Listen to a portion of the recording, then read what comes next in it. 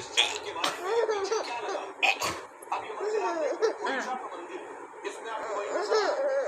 अब इसकी खासियत दिखाते प्रधानमंत्री का मकसद होता है संस्कृति से जुड़ी हुई चीजों को दिल्ली तक लेकर आए, विदेश से आए मेहमानों से रूबरू कराए, जिससे वो भारत की संस्कृति और सभ्यता के बारे में जाने समझे।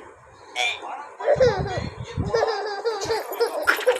इस चक्र का राज में ये बनाया गया और आपको ओडिशा के सूर्य मंदिर में साथ ही साथ इस चक्र को भारत की संस्कृति धरोहर भी माना जाता है। gitu kayak itu apa? उन्नत सभ्यता का भारत के Teman देखो चलो teman देखो नमूना है। teman देखो घूमती गति समय को दर्शाती है। ada kita hamba kau itu hamba